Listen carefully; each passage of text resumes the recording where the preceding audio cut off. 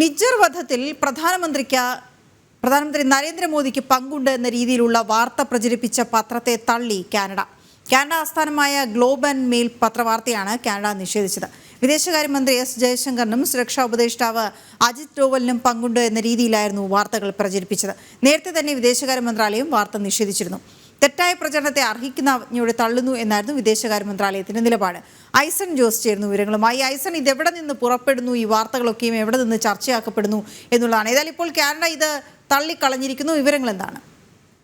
തീർച്ചയായും വീണ, ഇത്തരത്തിൽ ഈ നിജ്ജറുടെ കൊലപാതകവുമായി ബന്ധപ്പെട്ട് കാനഡയുടെ ഭാഗത്തു നിന്നുണ്ടാകുന്ന പ്രതികരണങ്ങളിൽ രണ്ടാമത്തതാണ്. അതായത് നേരത്തെ പറഞ്ഞ പ്രതികരണങ്ങളിൽ നിന്നും മലക്കം മറിയുന്ന പ്രതികരണങ്ങളിൽ രണ്ടാമത്തെ ഒരു സംഭവമാണ് ഇപ്പോൾ ഉണ്ടായിരിക്കുന്നത്. നേരത്തെ നമുക്കറിയാവുന്നതാണ്, നിജ്ജറുടെ കൊലപാതകത്തിൽ ഭാരതത്തിന് പങ്കുണ്ടെന്ന തെളിവുകൾ തങ്ങളുടെ പക്കലുണ്ട് എന്ന് നേരത്തെ പറയുകയും പിന്നീട് അത് ജസ്റ്റിൻ ട്രൂഡോ തിരുത്തി പറയുന്നു. തെളിവുകളല്ല, ഇൻ്റലിജൻസ് വിവരങ്ങളാണ് തങ്ങൾക്കൊപ്പമുള്ളത്, തങ്ങളുടെ കൈവശമുള്ളത്, അത് പങ്കുവയ്ക്കാൻ തയ്യാറാണ് എന്നൊരു നിലപാടാണ്.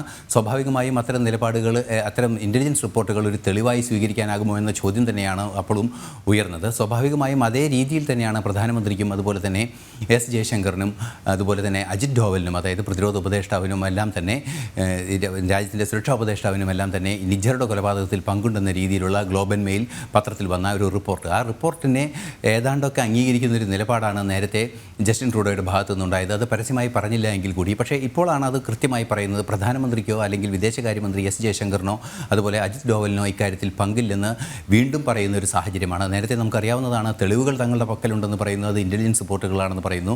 ഇപ്പോൾ അത്തരത്തിലുള്ള തെളിവുകൾ പ്രധാനമന്ത്രിക്കെതിരെ ഇല്ലെന്ന് പറയുന്നു. പ്രധാനമന്ത്രി ആ ഗൂഢാലോചനയിൽ പങ്കെടുത്തു എന്ന രീതിയിൽ തെറ്റായി വ്യാഖ്യാനിക്കുന്നത് പത്രവാർത്തയെ തള്ളിക്കളയുന്നു എന്ന നിലപാട് വളരെ കൃത്യമായി അദ്ദേഹം മുന്നോട്ട് വയ്ക്കുകയും ചെയ്യുന്നുണ്ട്. സ്വാഭാവികമായും നമുക്കറിയാവുന്നതാണ്, ഇത്തരത്തിലുള്ള മലക്കം മറിച്ചിലുകൾ തുടർച്ചയായി നടത്തുന്ന ഒരു രീതി കാനഡയുടെ ഭാഗത്തു നിന്നുണ്ടാകുന്നത് പ്രധാനമന്ത്രിയുടെ ഭാഗത്തു നിന്ന് പോലും നേരത്തെ കാനഡയുടെ പ്രധാനമന്ത്രിയുടെ ഭാഗത്തു നിന്ന് പോലും ഉണ്ടായിരുന്നു.